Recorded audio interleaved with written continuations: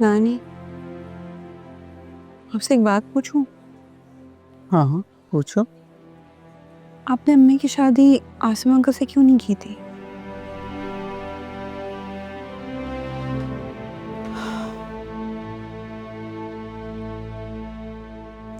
दरअसल तुम्हारी दादी ने अपने एहसानों का सारा बोझ मेरे कंधों पे डाल दिया था।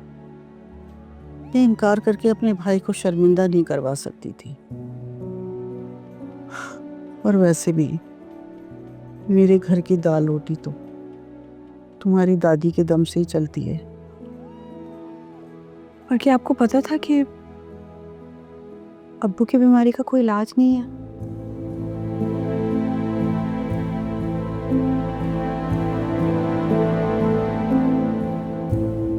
पता था मुझे, सब पता था। तुम्हारा बाप मेरी मासूम बेटी के काबिल नहीं था बिल्कुल।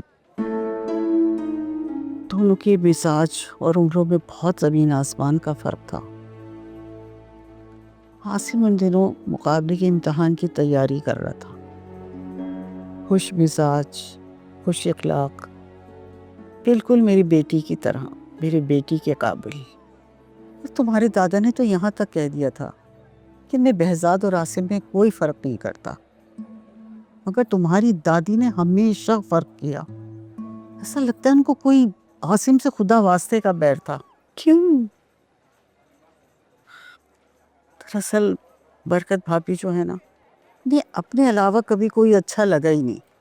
सबरीना भाभी की सारी अच्छाइयों को चापलूसी का नाम देती रही। हाँ मखा का मुकाबला वही जो देवरानी जेठानियों में होता है, और यही फर्क उन्होंने अपनी औलाद में कर दिया। आसिम कुछ बनना चाहता था, लेकिन उनसे वो भी बर्दाश्त नहीं हो रहा था। हाँ, लेकिन नानी, किसी से दुश्मनी की कोई वजह तो होती है ना? बेटा, जैसे हसद इंसान की नेकियों को खा जाता है ना, ऐसे ही अच्छाइयों को भी खा जाता है। ये जो हसद होता है ना, ये इंसान की फितरत में होता है, और इसी वजह से इंसान को खुद भी पता नहीं होता। किसी ने एहसान चुकाया, किसी ने हसद की। नुकसान तो अम्मी का हुआ और आसिम अंकल का हुआ।